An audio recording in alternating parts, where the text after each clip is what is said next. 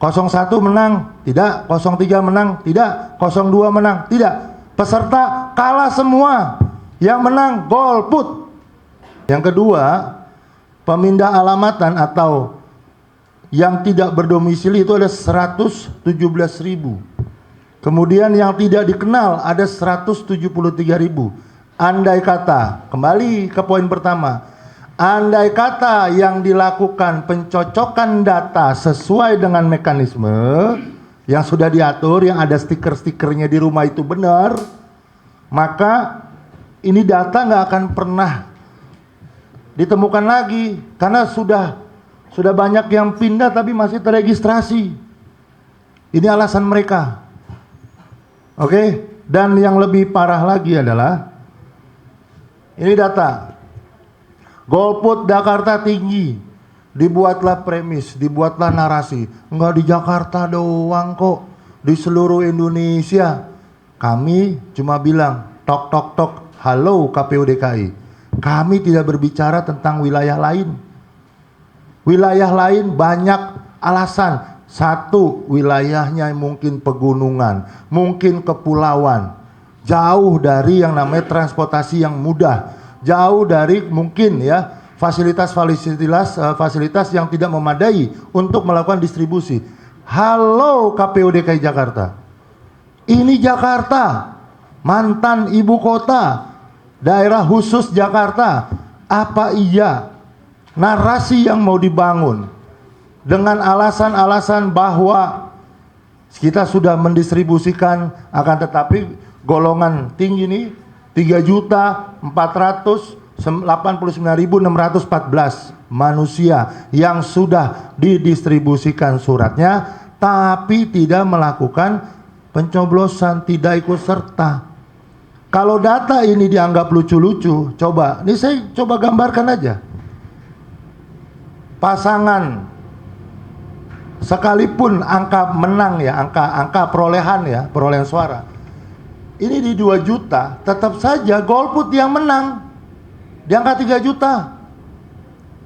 Digabungkan pun golput dengan 01, 03 dan 02 ini suaranya pun mirip-mirip. Pertanyaannya ada apa?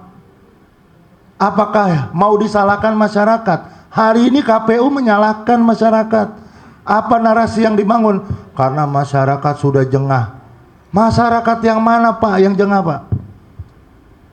Coba kalau kami melihat daripada pembuktian sesuai dengan peraturan keputusan KPU 174, di sini dituliskan setiap orang yang sudah menerima surat panggilan C6 pemberitahuan maka harus difoto, harus direkam, harus disimpan sebagai laporan KPPS kepada PPS dan nantinya ke KPU. Pertanyaan kami hanya meminta, halo KPU, tolong buktikan kepada kami bahwa KPPS dan PPS di bawah sudah benar-benar menjalankan aturan yang dibuat. Dan kami minta nantinya pada saat di Mahkamah Konstitusi tentunya, tolong buktikan apakah yang 90% itu yang menurut KPU sudah terdistribusi ada bukti sesuai dengan aturan yang dia tulis. Bukan kami loh yang buat. Sekali lagi buat teman-teman, aturan untuk memfoto, membuat tanda terima dan merekam orang yang menerima C undangan itu wajib hukumnya.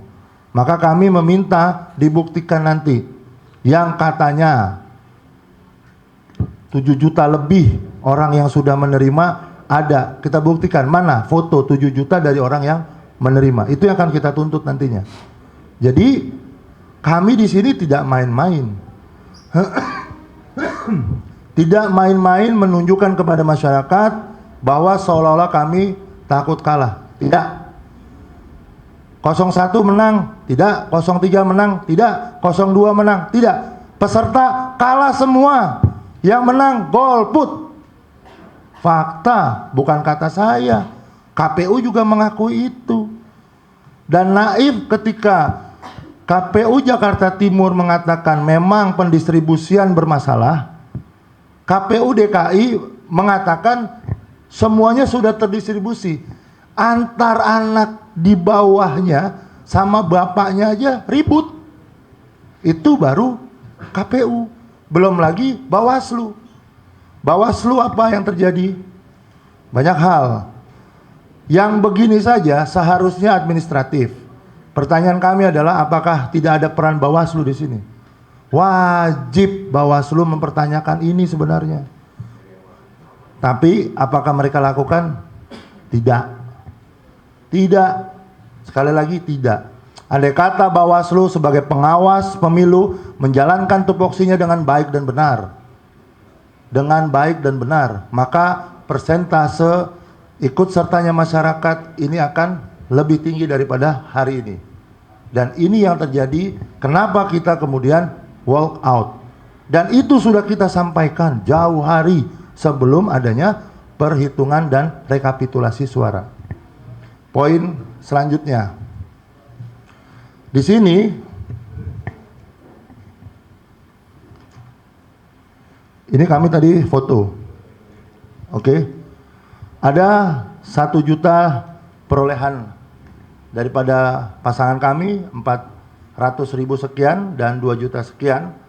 Di sini dituliskan suara tidak sahnya sampai di 363 dan suara sahnya ada 4 juta. Total suaranya jadi ada 4.700.000. Jauh, Pak.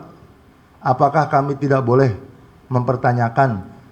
Sekali lagi, apakah kami tidak boleh mempertanyakan narasi yang dibangun oleh KPU dengan alasan masyarakat jengah, masyarakat bosan, masyarakat juga seolah-olah disandingkan pemilihan gubernur ini oleh calon-calon yang tidak mereka inginkan? Saya rasa jawabannya tidak. Jangan kemudian KPU bermain pada narasi politik walaupun mereka penyelenggara politik. Terakhir dari saya, ini ada data. Data mengenai orang-orang yang menggunakan KTP saja. Halo KPU.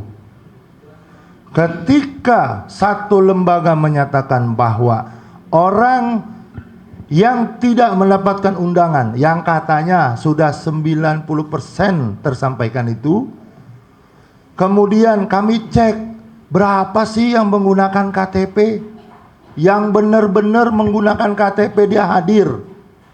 Mungkin sebelahnya TPS rumahnya atau mungkin apapun itu.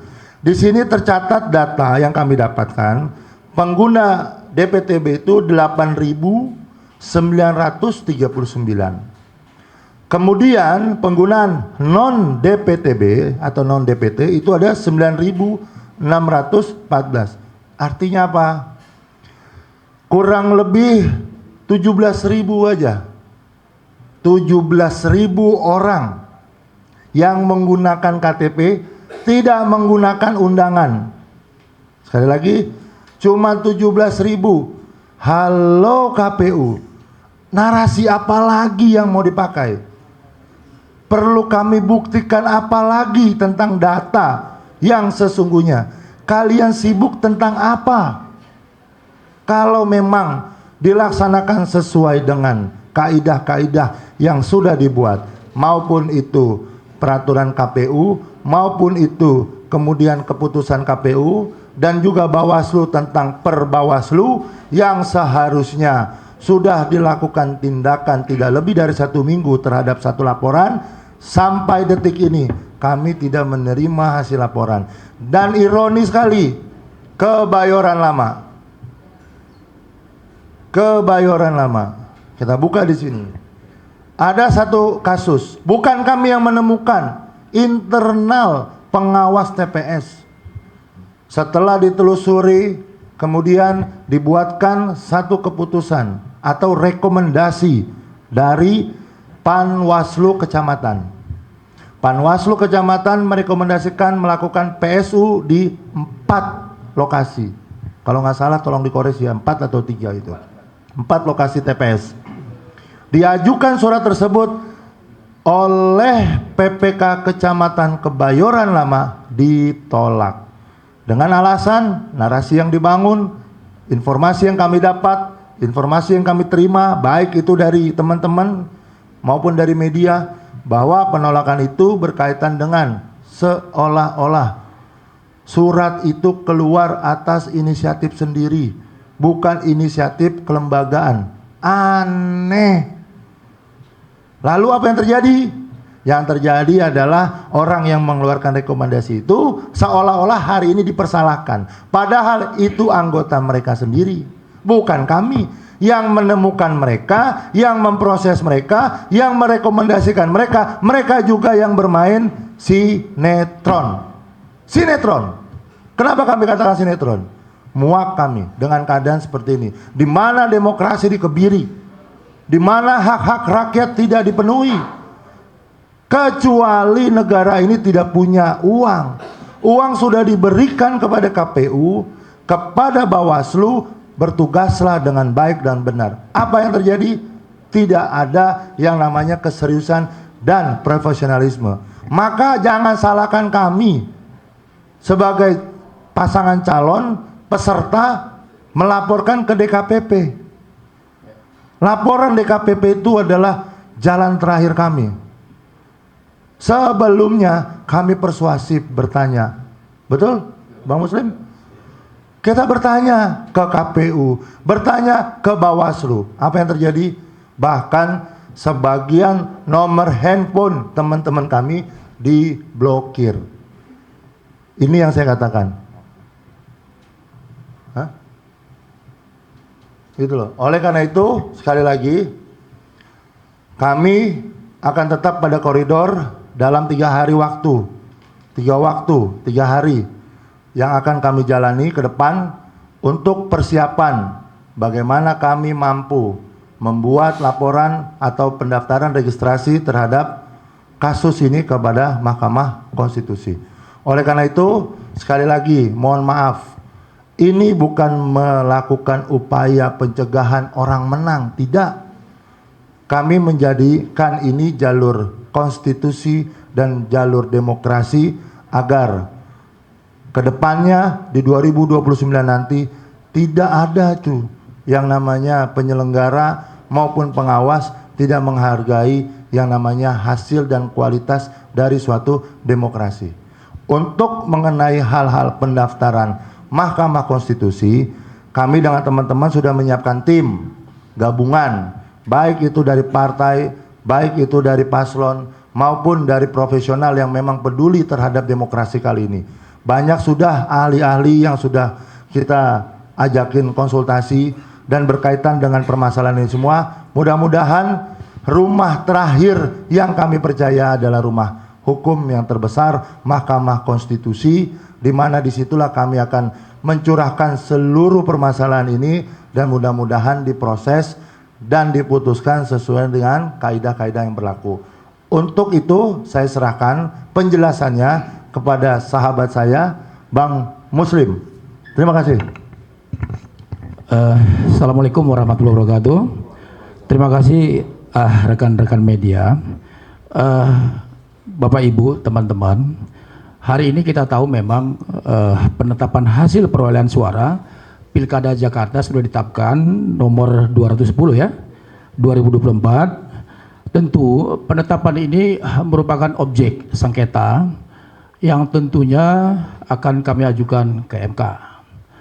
Sesuai dengan kewenangan MK, Bapak Ibu, pasal 10 tentang nomor 24 tahun 2003 tentang Mahkamah Konstitusi, salah satu tugas dari Mahkamah Konstitusi adalah memutus perselisihan tentang hasil pemilihan umum. Nah, salah satunya adalah DKI Jakarta.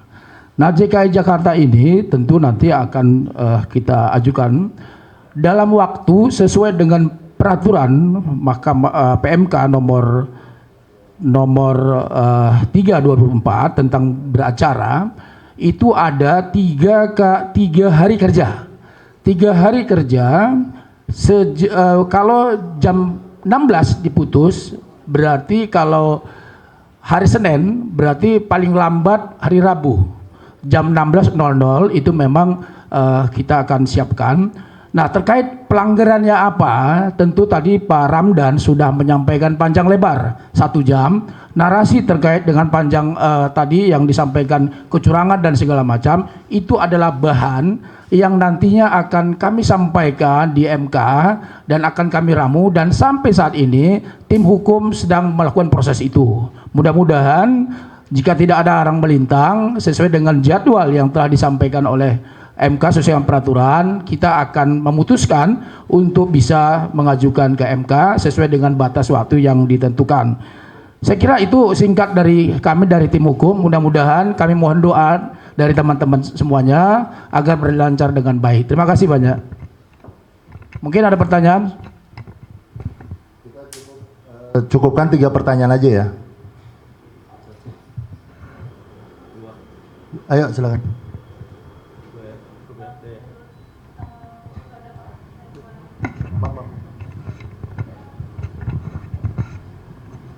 Sebelumnya, perkenalkan nama saya Alia dari Reporter Media Kumparan. Izin bertanya, jadi kan pasangan Ridwan Kamil Suswono ini kan didukung oleh Presiden ke-7 kita yaitu Joko Widodo, dan kemarin juga kan Jokowi dan Prabowo sempat bertemu. Nah, apakah dalam diskusi tersebut ada obrolan khusus kepada tim hukum dari Ridho terkait mungkin pembahasan mengenai gugatan MK ataupun terkait dengan hasil pilkada kali ini gitu. Terima kasih. Maaf teman-teman, kita fokus pada proses MK saja ya, di luar narasi yang tadi disampaikan. Bukan kami nggak mau jawab, kami tidak bisa menjawab karena bukan kewenangan nantinya. Yang lain? Izin Pak, saya Sela dari Kompas.com. Pertanyaan saya ada 2 Pak, mungkin jadi itu. Tadi kan si Pak Ramdan sempat memberikan satu desain ya, mungkin boleh jelaskan Pak itu desain apa sih sebenarnya, mungkin untuk orang-orang yang awam tidak tahu itu stiker atau apa. Karena kan tadi Bapak menunjukkan itu tidak ada tanggalnya ya, jadi saya ingin mempertegas sebenarnya apa yang dipermasalahkan, apakah soal desain atau segala macam. Kedua Pak, yang dari tadi Bapak sebutkan kan sebenarnya pembahasan soal proses ya, sementara belajar dari sengketa Pilpres kemarin itu sengketa di MK adalah soal hasil sebenarnya, perbedaan hasil yang dipermasalahkan. Jadi di dalam nantinya ketika Bapak ke MK ini sebenarnya akan digugat itu KPU-nya atau sebenarnya Bawaslu-nya, karena kalau dari narasi yang Bapak sebutkan kayaknya cukup banyak ini kesalahan dari Bawaslu yang sepertinya tidak terselesaikan di Bawaslu-nya. Itu saja, terima kasih. Yang lainnya? Cukup. Oke, baik. Simpel saja. Mahkamah Konstitusi itu tidak hanya bicara tentang angka, walaupun frame-nya memang tentang angka, tapi juga bisa juga adanya kecurangan, dan tentunya juga ada tindakan-tindakan yang sudah ada putusan sebelumnya 274 kalau tidak salah, itu mengenai tidak terdistribusinya dengan baik yang namanya pemberitahuan. Jadi banyak hal, tidak hanya yang tadi Mbak sebutkan. Terus yang kedua, apakah itu yang tadi gambar atau frame ini gambar yang di rumah-rumah kita itu loh, ini sebagai contoh. Semua pasti punya di rumahnya stiker pemberitahuan, sudah dicocokkan bahwa ini adalah bagian daripada sudah dicoklit atau dicocokkan yang memang di dalam rumah tersebut memiliki hak, berapa jumlahnya dan sebagainya.